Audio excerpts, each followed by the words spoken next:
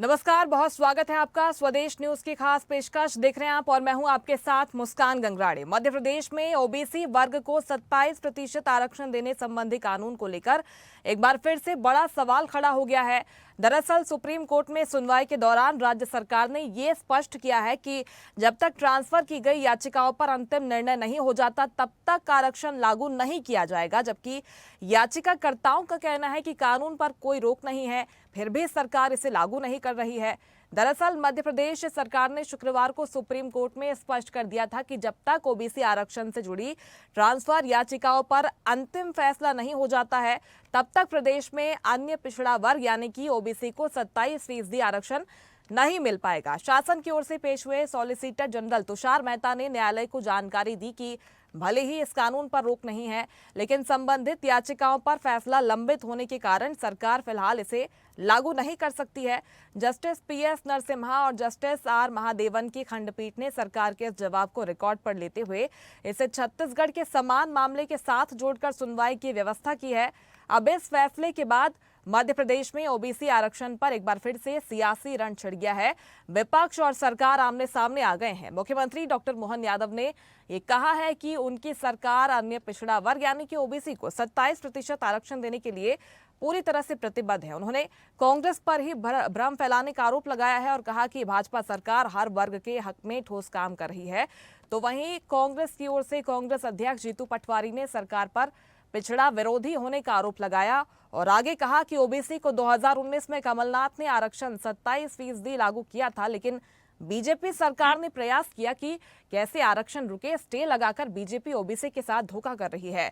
पटवारी ने कहा कि अपनी अंतिम बूंद तक कांग्रेस ओबीसी के लिए लड़ेगी, तो अब 27% ओबीसी आरक्षण पर सुप्रीम कोर्ट का फैसला है तो वहीं सियासी पारा भी एक बार फिर से चढ़ता हुआ नजर आने वाला है। आपको बता दें कि इसी पर सियासत हो रही है और क्या कुछ पक्ष है, सरकार का विपक्ष इस पर क्या कह रहा है, आगे क्या सिनेरियो बनता है ओबीसी आरक्षण को लेकर हम चर्चा करने वाले हैं। लेकिन फिलहाल इस पर प्रतिक्रियाएं सामने आई हैं, सत्ता पक्ष की भी विपक्ष की भी, वो आपको सुनवाते हैं। इसके बाद चर्चा की शुरुआत करेंगे। शिवराज सिंह चौहान ने कम से कम 1 बार 2 बार 3 बार 10 बार नहीं कहा, 50 बार कहा कि हम ओबीसी के आरक्षण को लागू करना चाहते हैं और ओबीसी के हित और अधिकारों की रक्षा में कोई कोर कसर बाकी नहीं छोड़ेंगे। यही बात मोहन यादव भी पब्लिक डोमेन में कहते हैं, पर मूल भावना इनकी जैसे झूठ बोलने की है। हर पल कोशिश करते रहे कि कैसे रुके ओबीसी का आरक्षण। इन्होंने जब अध्यादेश आया था तब एक बिटिया, उसका नाम था आसिता दुबे, अध्यादेश के अगेंस्ट मेडिकल की छात्र थी, पीजी की। उसने कहा कि हमारे अहित होगा हमारे अधिकारों का, और चूंकि मेडिकल में ओबीसी के आरक्षण का प्रोविजन नहीं है, उसके बावजूद भी उस आधार पर कोर्ट से इसको स्टे दिला दिया। अध्यादेश के अगेंस्ट था, पर उसके जस्ट बाद, अध्यादेश सिर्फ 6 महीने के लिए होता है, उसके जस्ट बाद कांग्रेस पार्टी की सरकार ने, कमलनाथ जी की सरकार ने कानून बना दिया ओबीसी का, जिसको सरकार को पालना करनी थी। उस ऑर्डिनेंस के स्टे के आधार पर आज तक ओबीसी के परिवार के लोगों के साथ धोखा अगर कोई कर रहा है, उनके हितों के अधिकारों के खिलाफ कोई पाप कर रहा है, तो वो ये भारतीय जनता पार्टी। हमारी सरकार प्रतिबद्ध है 27% आरक्षण देने के लिए, और इसीलिए जैसे कांग्रेस के समय से केवल बगैर सर्वे, बगैर तैयारी के चाप कागज लेकर के आरक्षण देने की बात करके भ्रम जो फैलाया गया था, उस भ्रम को आधार पर बरसों तक कोर्ट में लगा है। इसलिए हमने इसके बजाय अपने अधिकारियों से कहा है और वो एक कानून बना करके सहकारिता के जो कानून लेकर के हमारी विधानसभा में बिल लेकर आए, हम उस पर ठोस काम कर रहे हैं। और ये जो 27% आरक्षण की प्रतिबद्धता है, 14% के अलावा जो हमारे जो शेष बच्चे लोग हैं सबको इसका लाभ किसी मिले। आज जैसे बदलते दौर में हमने अपने सारे अधिकारी कर्मचारी से लंबित मसलों का निराकरण किया, चाहे वो प्रमोशन वाला मामला, उसी प्रकार से लंबित ऐसे विद्यार्थी जो इस चक्कर में कोर्ट के कारण से ज्वाइन नहीं दे पाए, उन सबको भी हम कोशिश करेंगे, सबको ज्वाइन नहीं कराए। वो 27% आरक्षण देने के लिए मध्य प्रदेश सरकार प्रतिबद्ध है।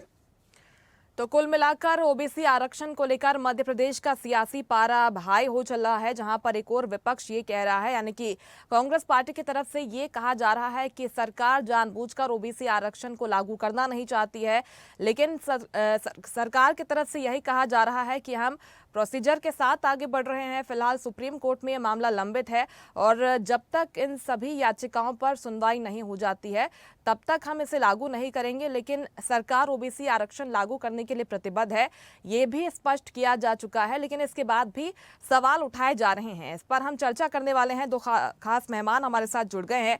कांग्रेस नेता जेपी धनोतिया हमारे साथ जुड़ गए हैं। जेपी धनोतिया जी, बहुत स्वागत है आपका स्वदेश न्यूज पर। इसके साथ ही बीजेपी प्रवक्ता प्रियंका दुबे हमारे साथ जुड़ गई हैं। प्रियंका जी, आपका भी बहुत स्वागत करती हूं।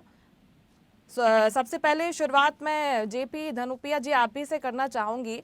जिस तरह से मुख्यमंत्री डॉक्टर मोहन यादव खुद आगे आए, आपकी तरफ से लगातार सवाल उठाए जा रहे हैं और ये कहा जा रहा है कि जानबूझकर इसे लागू नहीं किया जा रहा, लेकिन मुख्यमंत्री ने तो स्पष्ट कर दिया है कि आप प्रतिबद्ध हैं वो लागू करने के लिए। आप क्या परेशानी है? देखिए, मैं मध्य प्रदेश राज्य पिछड़ा वर्ग आयोग का चेयरमैन रहा हूँ जी, और मैं पूर्व अध्यक्ष हूँ। मैं जानता हूँ कि पिछड़ा वर्ग आयोग की स्थिति है, उसके हिसाब से तो ये आरक्षण लागू होना चाहिए था। जब कोई भी अध्यादेश आता है और अध्यादेश अगर कानून में बदल जाता है तो उसको लागू करना सरकार की जिम्मेदारी होती है। जी 2019 में विधानसभा के अंदर आदरणीय कमलनाथ जी के मुख्यमंत्री काल में ये कानून बन गया था कि पिछड़े वर्ग को 27% आरक्षण दिया जाएगा। तो इसके बाद में सिर्फ एक तकनीकी आधार पर किसी एक मेडिकल की छात्रा के द्वारा एक विषय को लेकर उन्होंने स्टे कराया, वो पर्टिकुलर मेडिकल के लिए था। उसके बाद खत्म हो गया। 6 साल हो गए इस बात को भी, सारी चीजें खत्म हो गई। कहीं पे कोई रोक नहीं है, किसी भी न्यायालय में कोई स्टे नहीं है। इसके बावजूद भी सरकार की मंशा नहीं है।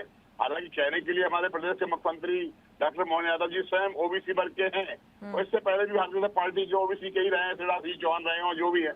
देखिए, सवाल ओबीसी के प्रति इनके मन में क्या धारणाएं रहती हैं, वो सिर्फ बहानेबाजी करते हैं। मैं आज सुन रहा था कि आदरणीय मुख्यमंत्री जी ने कहा कि कांग्रेस ने तो सिर्फ चंद शब्दों में कानून बना दिया, हम डिटेल में कानून लेके आएंगे। अरे चंद शब्दों में बने, कानून बने, डिटेल में बने। मुद्दा 27% आरक्षण का था, तो उसको तो आपको करना चाहिए। क्या आप करना चाहते हैं? तो मेरा कहना है कि भारतीय जनता पार्टी की नीयत में खोट है। पिछड़े वर्ग के वोट लेने की बात तो करती है, पिछड़े वर्ग के हितैषी होने की बात तो करती है, लेकिन 27% आरक्षण नहीं दे रहे हैं। और कांग्रेस पार्टी का भी साफ कहना है और हम सबका भी ये कहना है कि 27% आरक्षण तो हर आदमी देना पड़ेगा। कोर्ट ने ही कहा है, कोई स्टे नहीं है। कल आप देखिए, परसों 4 तारीख अपडेट हुई है सुप्रीम कोर्ट में, तो चीफ सेक्रेटरी को लताड़ लगाई सरकार के लिए कोर्ट ने कि भैया क्या कारण क्यों दे रहे हैं। उन्होंने नोटिस जारी किया है। आपको ताज्जुब है, कारण बताओ, नोटिस जारी किया है सुप्रीम कोर्ट ने चीफ सेक्रेटरी के लिए। क्या कारण बताइए, क्यों 27% आरक्षण लागू नहीं कर रहे हैं? अब ऐसी स्थिति में सरकार के हाथ में है, सरकार चाहे तो अपना लागू कर सकती है, लेकिन नहीं करना चाहती। ठीक है प्रियंका जी, सरकार चाहे तो इसे तुरंत लागू किया जा सकता है, लेकिन जानबूझकर ओबीसी वर्ग के साथ धोखा किया जा रहा है और शासन ठीक से पक्ष नहीं रख रहा सरकार का सुप्रीम कोर्ट में, और इसी वजह से इसे लागू किया नहीं गया है अभी तक। क्या दिक्कत आ रही है? नमस्कार। सर्वप्रथम जो विपक्ष इस बात की बात कर रहा है और जिसके लिए इतना ज्यादा माहौल बनाया गया है, और उनके हाथ में पिछले विगत अगर हम बात करें तो जो इतने सालों से जो गवर्नमेंट थी वो उनके हाथों में थी। मंडल कमीशन की रिपोर्ट हो चाहे काका केलकर की रिपोर्ट हो, वो सारी रिपोर्ट्स को अगर ताक में रखने के बाद अगर ओबीसीज को अगर रिजर्वेशन से वंचित रखा गया तो शुरुआत जिसने करी है, यहाँ तक कि इनके पूर्व प्रधानमंत्री ने, और एक नहीं दो पूर्व प्रधानमंत्रियों ने स्टेटमेंट दिया था कि न जात पे न हाथ पे मोहर लगेगी, हाथ पे, और यहाँ तक कि जातिगत जनगणना को स्टॉप किया और लोगों को उनके अधिकारों से वंचित रखा।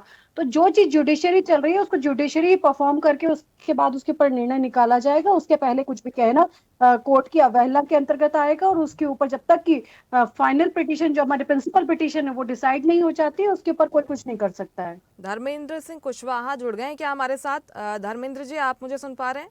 आवाज आ रही है जी। Dharmendra ji OBC core committee के एडवोकेट हैं, बहुत स्वागत है आपका स्वदेश न्यूज पर। धर्मेंद्र जी, अगर आपने दोनों पक्षों को सुना है, एक और विपक्ष ये कह रहा है कि जानबूझकर ओबीसी को जो हक मिलना चाहिए वो मिल नहीं पा रहा है, शासन की ओर से पक्ष ठीक से रखा नहीं जा रहा, जिसके कारण 27% आरक्षण अभी तक लागू हो नहीं पाया है।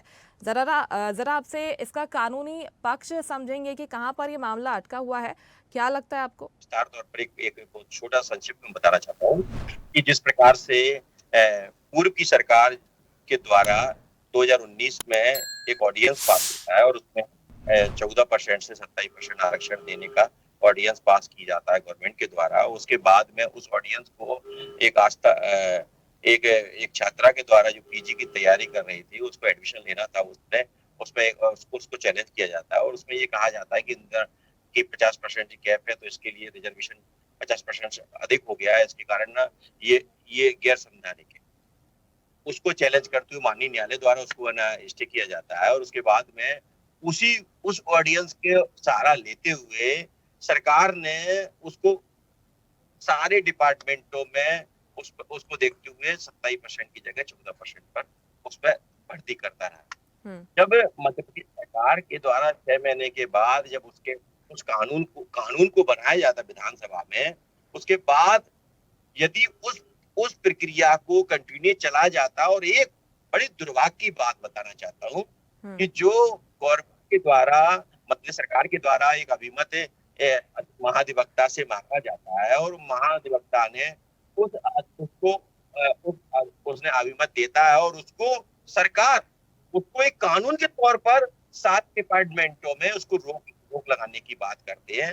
वो पूरी तरह से वो गैर संवैधानिक है और क्राइसिस है। दूसरी बात, मैं इस बात को भी कहना चाहता हूँ कि जब किसी भी प्रकार की जब कानून पर किसी प्रकार की स्टे नहीं है, किसी प्रकार की रोक नहीं है, तो क्या कारण है?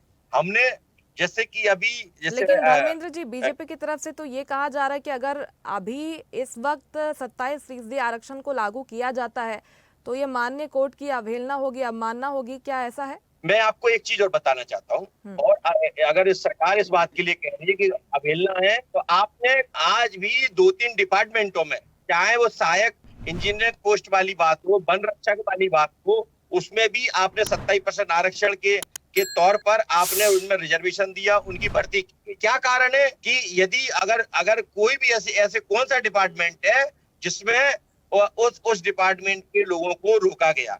ये गुमराह करने की बात नहीं है। अगर दूसरी बात है कि आज अगर माननीय मुख्यमंत्री जी ने एक नई पहल की है और ये अच्छी बात है, मैं उसका भी समर्थन करता हूँ कि उन्होंने कहा है कि ये चिंता करने की बात है, लेकिन हम कानून लेके आएंगे। मैं एक बात और कहना चाहता हूँ, जब पहले से ऑलरेडी बना हुआ है, दूसरा कानून लाके क्या स्पष्टता उस पिछड़े वर्ग के लिए करना चाहते हैं? जब ऑलरेडी कानून बना हुआ है तो आपको दिक्कत कहां से आ रही है?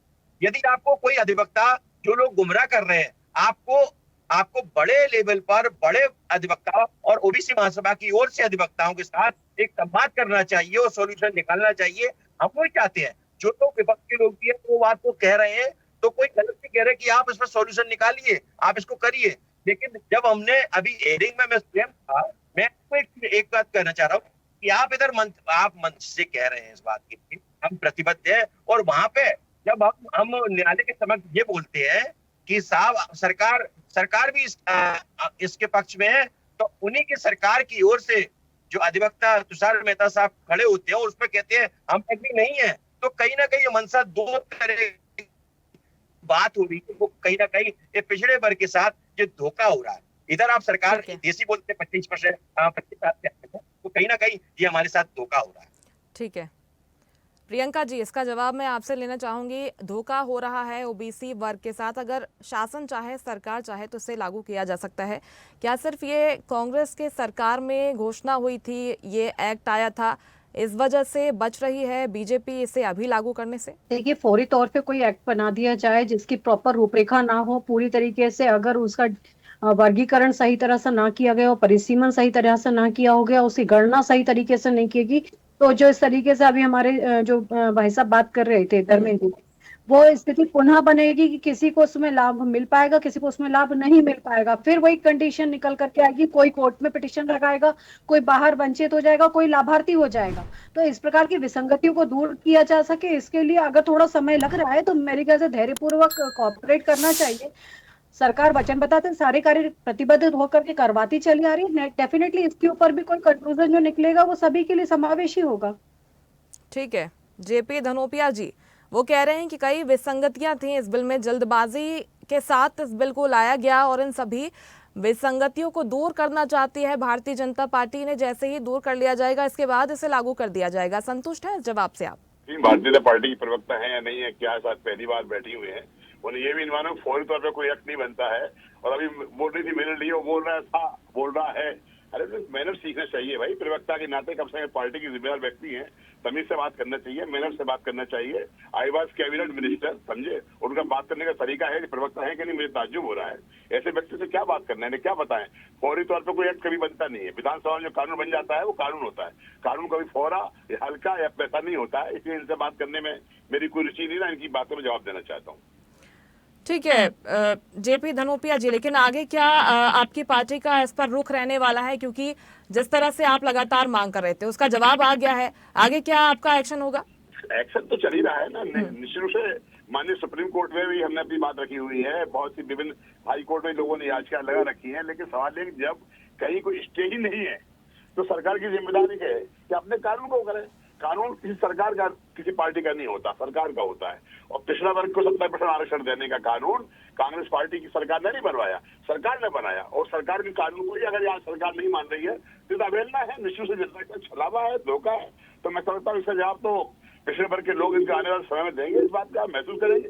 क्योंकि आदरणीय मुख्यमंत्री जी को सोचना चाहिए कि अगर कहीं पर नहीं है आरक्षण तो आरक्षण देने में क्या दिक्कत है। मैं बड़ा आश्चर्य के साथ कहता हूँ कि एक बार आपने नगर निगम चुनाव में कहा हम आरक्षण दे रहे हैं, फिर आपने कहा हम आरक्षण नहीं दे रहे हैं, हम नौकरी वो दे रहे हैं। अभी मेरे मित्र कुशवाहा जी बोल रहे थे कि 2-3 डिपार्टमेंट ने 70% आरक्षण दिया है, तो 2 जगह नहीं दिया। तो ये सब स्वतः व्यवहार क्यों हो रहा है आम जनता के साथ? क्या इनकी नीयत है? ऐसी नीयति के बारे में तो समझने और सोचने की बात है ना। कम से कम भारतीय पार्टी का कांग्रेस का सवाल नहीं है, आम जनता के साथ धोखा हो रहा है। मैं खुद पिछड़े वर्ग का हूँ, वो सिर्फ पिछड़े वर्ग के हैं, लेकिन सवर्ण वर्ग के लोग जो हैं उनकी मानसिकता इस तरह की होती है जो आप सुन ही रहे हैं, देख रहे हैं सामने उनका बात करने का तरीका। लेकिन वो ये कह रहे हैं ना कि आप थोड़ा सा सब्र कर लें, इतना इंतजार क्यों नहीं हो पा रहा जेपी जी उनके तरफ से? आप मेरी पूरी बात सुन लीजिए प्लीज सर, मैं आपको पूरा मौका दूंगी।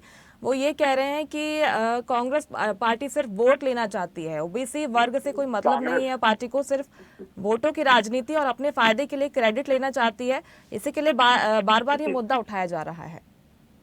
कानून चीज से अगर बात कर रहे हैं, कानून का पालन कराने के लिए बात कर रहे हैं, तो ये मुद्दा उठाने वाली बात कौन सी हो गई, लाभ लेने वाली बात कौन सी हो गई है? वोट से लेने की बात जनता पार्टी करती है, बीजेपी कर रही है, कांग्रेस पार्टी अभी कहाँ वोट लेने की स्थिति वाली बात आ गई। हम तो जनता को आगाह कर रहे हैं, ये जो धोखेबाज सरकार सर्व सत्ता में बैठी हुई है, ये बेईमान लोगों की सरकार है, कानून को पालन नहीं करते हैं, कानून का उल्लंघन करते हैं, ऐसे लोगों को किया जाए। और निश्चित से जो माननीय न्यायालय सुप्रीम कोर्ट निर्णय देगा वो मानने की भी बात होंगे। लेकिन आज ताज्जुब इस बात का है, आप भी पढ़ी लिखी समझदार एंकर हैं, आप बताइए कि कोर्ट से स्टे नहीं है, फिर किस बात की अवमानना हो जाएगी, किस बात का अवमानना लग जाएगी, किस बात अवमानना हो जाएगी? अवमानना तब होती है जब कहीं कोर्ट से स्टे हो और स्टे का पालन न किए जाए। आज तो स्टे है ही नहीं ना, तो किस बात की अवमानना हो जाएगी? प्रियंका जी बार बार यही सवाल है कि अध्यादेश पर स्टे लगा था, अध्यादेश तो अब अस्तित्व में है ही नहीं, कानून ये बन गया था, इसके बाद इसका कोई मतलब बनता नहीं है।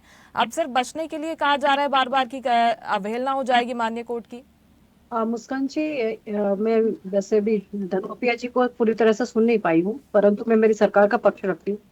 निश्चित तौर पे जब बात की गई तो 27 में से 14% तक का तो आरक्षण का एप्लीकेबल हो चुका है, बाकी बचा 13%, इसमें करके आ रही हूँ, उन्हीं के ऊपर हमेशा जो है विवाद पड़ता है। तो इसका मतलब उनके जो एप्लीकेबल है उन तक तो पहुंचे, बट जहाँ डिस्प्यूट है उसके ऊपर डिसीजन होना बाकी है। और फाइनल पिटीशन अगर ये कोर्ट की बात करते हैं तो वो अभी भी प्रिंसिपल पिटीशन अभी भी ऑन गोइंग है कोर्ट में, उसके लिए जो रिपोर्टिंग होना है। और ये बात मेरे कहते धनोपिया जी बोलते कि रेगुलरली मध्य प्रदेश में जो मुख्यमंत्री रहे वो ओबीसी समाज से आए, तो डेफिनेटली जो समाज का मुखिया होता है वो समाज के साथ में कभी दुर्भावना नहीं रखेगा और उसका पतन करना कभी नहीं चाहेगा। तो अगर हम बात करें चाहे हम मोहन यादव जी की बात करें या इनके पहले हमारे जो शिवराज जी की बात कर लें या उनके पहले उमा भारती जी की बात करें, तो बाबूलाल गौर जी की बात कर लें, सतत जो है वो हमारे तो ओबीसी के नेतृत्व में सरकार कार्य कर रही है, तो उनके लिए तो वचनबद्धता से कार्य चल रहा है और उनके लिए जो भी उनके बेनिफिट्स है उन तक पहुंच भी ना, चाहे वो सर्विसेज की बात करें, चाहे स्थायी चुनावों की बात करें, निकाय चुनावों की बात करें, लोकसभा या विधानसभा की बात करें, सभी जगह पे एप्लीकेबल रहा। परंतु जो गवर्नमेंट एम्प्लॉय जो है जगह पर है, जहां पर पहले की जो रिक्रूटमेंट उनमें भी विसंगतियां हुई और आज से नहीं, ये 1980 से उनके साथ अत्याचार करते चले आ रहे हैं, सेंट्रल गवर्नमेंट स्टेट गवर्नमेंट उनके साथ बराबर हुआ है। तो सारी विसंगतियों को दूर करके अगर इक्विवेलेंटली अगर उसको एप्लीकेबल करना चाहती है गवर्नमेंट, तो उसमें क्या गलत है? और उसके लिए अगर वो सारी चीजों के एक प्रॉपर फॉर्मूला बना रहे हैं, तो उसमें मेरे ख्याल से इनको धैर्य रखना चाहिए। अच्छा, इससे और एक जो और लोग भी इतनी प्रियंका जी, ज्यादा 13% जो भर्तियां हैं वो रुकी हुई हैं, वो क्यों रुकी हुई है? मैं वही बता रही हूँ, जो 87-13 का रेशो चल रहा है उसमें हर जगह प्रॉब्लम क्रिएट हो रहा है, क्योंकि सही तरीके से उसका वैल्यूएशन ही नहीं हुआ। कितने साथ उन्होंने जाति की जनगणना को रोक करके रखा, आप बताइए?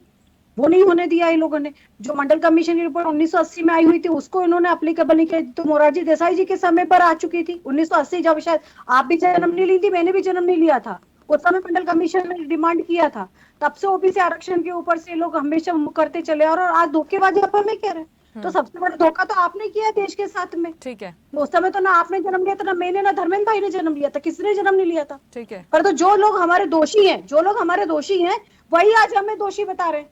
सबसे बड़ी समस्या ये है। धनोपिया जी, वरिष्ठ और नेता लड़ भी है कौन कांग्रेस के, जवाब दीजिए धनोपिया जी। ताज्जुब हो रहा है मुझे। मंडल कमीशन विशाल प्रताप सिंह जी के द्वारा लाया गया था, मोरारजी देसाई जी के कार्यकाल की बात नहीं थी ये। और दूसरी बात मैं कहना चाहता हूँ कि मैं तो सिर्फ आदरणीय मैडम दुबे जो भी हैं ये बता दें कौन से प्रकरण में स्टे है, एक प्रकरण का नंबर बता दें, कोई सा भी यहाँ पे स्टे है। स्टे कहीं पर भी किसी न्यायालय में नहीं है, सरकार के पास में पूरे अधिकार है। और सरकार का ऐसा नहीं होता तो माननीय सुप्रीम कोर्ट ने परसों 4 तारीख को चीफ सेक्रेटरी को कारण बताओ नोटिस जारी क्यों किया है, इसीलिए तो किया है कि आप कारण बताइए क्यों नहीं दे रहे हैं आप, जब कहीं पर स्टे नहीं है। तो इस बात के लिए बार बार कहना कि धैर्य रखना, सबर रखना रखा जा रहा है। 2014 में ये कानून आया, दिग्विजय सिंह जी के टाइम पर सरकार में 70% आरक्षण आया था, रोका रहा। कमलनाथ जी 2019 से अध्यादेश के बाद कानून विधानसभा पास कराकर लागू कर दिया, उसके बाद आपने लागू नहीं किया। तो ये कहीं ना कहीं सरकार अपने कर्तव्य पर डिग रही है ना। Government is not performing their duties. कम से कम जो कॉन्स्टिट्यूशनल ड्यूटीज है वो पूरी करना चाहिए। या आप स्टे का नंबर बता दीजिए कि इस प्रकरण में स्टे है और इस तारीख को हम कर देंगे, या सरकार को तारीख बता दें। धर्मेंद्र जी, मुख्यमंत्री जी का लौट रही हूँ मैं। धनोपिया जी, समय की जरा कमी है जी, वापस आती हूँ मैं आपके पास। धर्मेंद्र जी, फाइनल पिटीशन के बाद बार बार बीजेपी की तरफ से कही जा रही है कि वहां पर दिक्कत आ रही है, उसका रिव्यू करना चाहती है, वहां पर स्टे लगाया गया है, इसलिए अभी रुके हैं वो लोग। इसके बाद इसे लागू हो जाएगा जब इसकी स्थिति स्पष्ट हो जाएगी। देखिए, मैं आपको एक चीज बता दूं, जो जैसे प्रियंका सिस्टर ने इस बात को बहुत अच्छे तरीके से बात की है, पर लेकिन मैं उस बात को इसलिए सहमत नहीं हूँ कि मैं स्पष्ट बताना चाहता हूँ कि कानूनी विशेषज्ञों के द्वारा भी और हमारे द्वारा स्पष्ट कहा जा रहा है कि कानून पर किसी प्रकार की स्टे नहीं है, कानून से खिलाफ कोई चीज नहीं है। दूसरी बात, इस बात को भी कहना चाहता हूँ कि जो आप बात कह रहे हैं कि जल्दबाजी ना करें, देखिए 2019 से 2025 होने जा आपको आपकी सरकार की आप सरकार का पक्ष रख रहे हैं। मैं आपको अवगत कराना चाहता हूँ कि जितने बच्चे 25,000 लोग इससे ग्रसित हैं, कई लोगों की उनकी आर्थिक स्थिति पूरी तरह से कमर उनकी तोड़ दी गई है। वो आज बच्चे जो आज उस वक्त हो गए हैं, वो इतने डिप्रेशन में हो गए हैं कि वो सुसाइड करते हैं। उनकी स्थिति आज भी देखिए, पूरे आज जो स्थिति बनी थी, ये नॉर्मल तरीके से एक बात कहना चाहता हूं, उनके रिश्ते तक टूट गए हैं। तो कहीं ना कहीं वो इतनी किसी के साथ, जब जिस आदमी ने जो उसको जितनी मेहनत करके उसके माँ बाप ने इतना पढ़ा के उसको उस काबिल बनाया, उसके बाद सरकार उसको नौकरी देने की बात आई, तो केवल और 13% वोट के कारण आज तो वो वंचित हो रहा। तो कहीं ना कहीं समाज के साथ धोखा हो रहा है।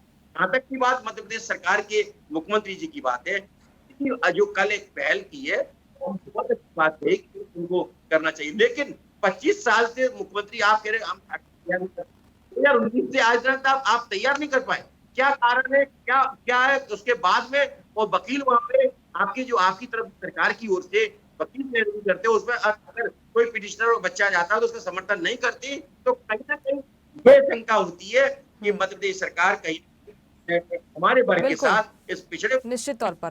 धर्मेंद्र जी, समय की जरा कमी है, इसलिए मैं माफी के साथ आपको रोक रही हूँ, लेकिन ये तमाम सवाल हैं जो बार बार उठ रहे हैं। ओबीसी आरक्षण को लेकर कांग्रेस भी कुछ इसी तरह के सवाल उठा रही है। हालांकि बीजेपी के सत्ता पक्ष के अपने जवाब हैं, इसको लेकर मुख्यमंत्री खुद सामने आए हैं। उन्होंने कहा है कि जरा इंतजार करें, ट्रांसफर याचिकाओं पर जैसे ही सुनवाई पूरी हो जाती है हम इस पर फैसला लेंगे और ओबीसी आरक्षण को लागू करेंगे। स्पष्ट उनकी तरफ से कहा गया है। आगे क्या होगा इस पूरे मामले में देखना होगा। फिलहाल आप तीनों का बहुत शुक्रिया स्वदेश न्यूज पर जुड़ने के लिए, हमसे बातचीत करने के लिए। ओबीसी आरक्षण को लेकर अब मध्य प्रदेश की सियासत गरमाई हुई है। दोनों पक्षों में आरोप प्रत्यारोप का दौर जारी है। हालांकि सुनवाई सुप्रीम कोर्ट में हो रही है। आगे इस पर क्या निर्णय लिया जाता है ये देखना होगा। लेकिन फिलहाल मेरे साथ इस खास पेशकश में इतना ही। आप देखते रहिए स्वदेश न्यूज, सबसे पहले देश।